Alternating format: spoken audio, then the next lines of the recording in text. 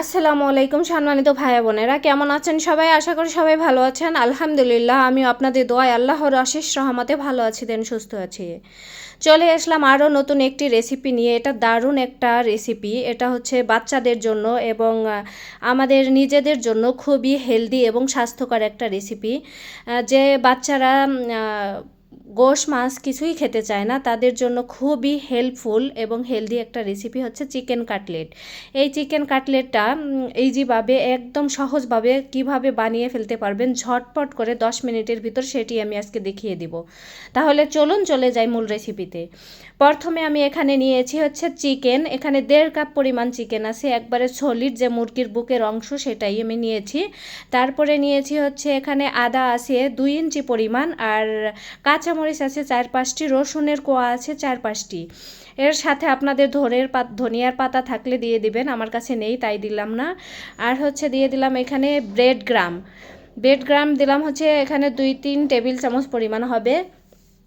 তো ব্রেড গ্রামটাকে অনেকে চিনেন না। তো ব্রেড গ্রামটা হচ্ছে যে পাউরুটি আমরা খেয়ে থাকি, ওটাই কিনতে পাওয়া যায়, আপনার মুদির দোকানে পাওয়া যায়। তো ওটা দিয়ে এবার আমি ব্লেন্ড করে নিয়ে আসলাম। এবার একটা মিক্সিং বলে ট্রান্সফার করে নিচ্ছি। তো এই তো একটা বড় দেখে মিক্সিং বলে নিয়ে নিলাম। তারপর হচ্ছে আমি এখানে বেসন দিয়ে দিচ্ছি। বেসনটা হচ্ছে 1/3 কাপ পরিমাণ হবে। বেসনটা দিয়ে তারপরে এবার দিয়ে দিচ্ছি আবারও ব্রেড গ্রাম, এখানে 2 টেবিল চামচ পরিমাণ দিয়ে দিলাম। তো আপনাদের হাতের কাছে বেসন না থাকলে না দিলেও হবে। যদি আপনারা চান ব্রেড গ্রাম নেই, সেটা না দিলেও হবে, আপনি বেসন দিয়ে করতে পারেন অথবা চাউলের গুঁড়ি দিয়ে করতে পারেন। এবার আমি দিয়ে দিচ্ছি লেবুর রস, এখানে 1 টেবিল চামচ পরিমাণ লেবুর রস দিয়ে দিচ্ছি। তো লেবুর রসটা দিলে হয় কি, চিকেনটার যে এক্সট্রা একটা গন্ধ থাকে ওই গন্ধটা চলে যায়। এবার দিয়ে দিচ্ছি শুকনো মরিচের গুঁড়ো, এখানে আপনাদের ঝাল পরিমাণটা বুঝে দিবেন, আপনারা যেরকম খান সেরকম দিয়ে নেবেন। শুকনো মরিচ আমি এখানে 1.5 চা চামচ দিয়েছি। তারপরে হচ্ছে হলুদ গুঁড়ো দিয়েছি 1/2 চা চামচ, ধনিয়ার গুঁড়ো 1/2 চা চামচ, লবণ 1/2 চা চামচ। লবণটা বুঝে দিবেন, টেস্ট করে দিবেন, একবারে ঢেলে দিবেন না।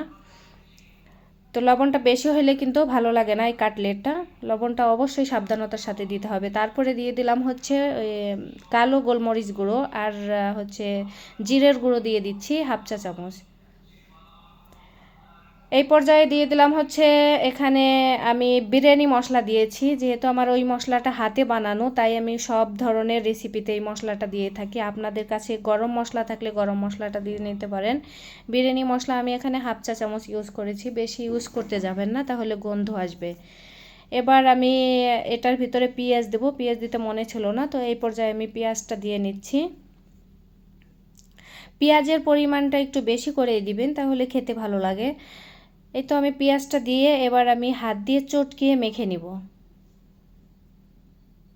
আমি কিন্তু ডান হাত দিয়ে কাজ করতেছি, হয়তো ক্যামেরার কারণে বোঝা যাচ্ছে বাম হাত, তো অবশ্যই আমি ডান হাত দিয়ে করতেছি, এটা মাথায় রাখবেন।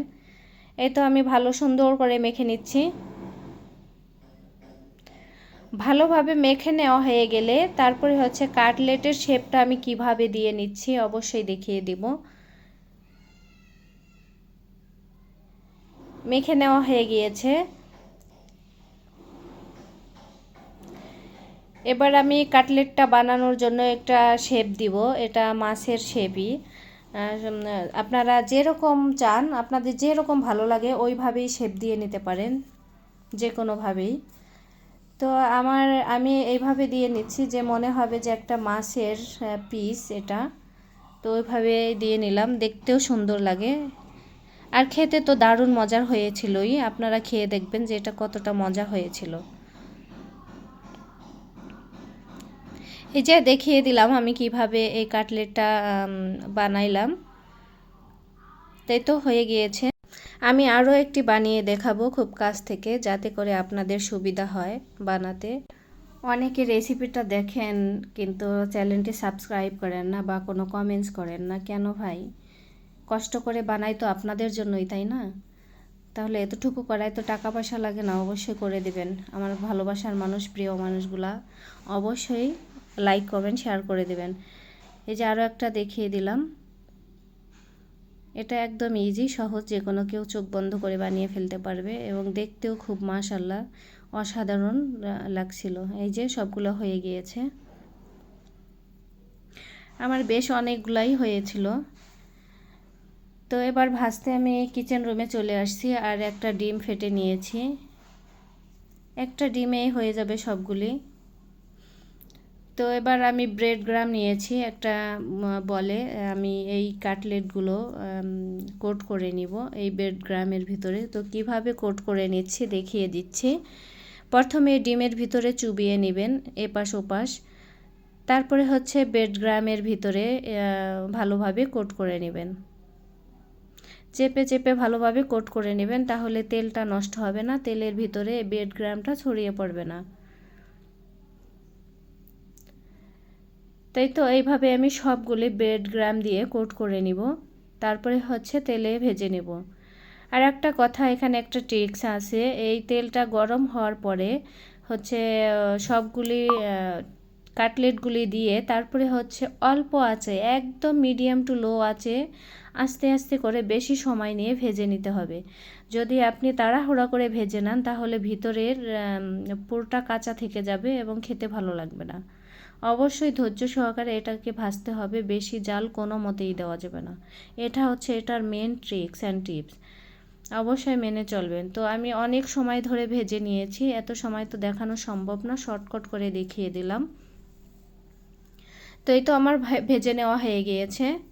তো এইভাবে আমি সবগুলো ভেজে নিয়েছি। দেখেন মাশাল্লাহ কত সুন্দর কালার আসছে, এই কাটলেটটার কালারটা দেখেই আমার মনটা ভরে গিয়েছিল মাশাল্লাহ। সম্মানিত ভাই বোনেরা, আমার এই রেসিপিটা যদি আপনাদের কাছে ভালো লেগে থাকে অবশ্যই লাইক কমেন্ট শেয়ার দিয়ে পাশে থাকবেন। ইউটিউব চ্যানেলটা সাবস্ক্রাইব করে বেল বাটনটা অন করে দেবেন, যাতে করে পরবর্তী কোনো ভিডিও ছাড়লে সবার আগে নোটিফিকেশনটা আপনার কাছে চলে যায়।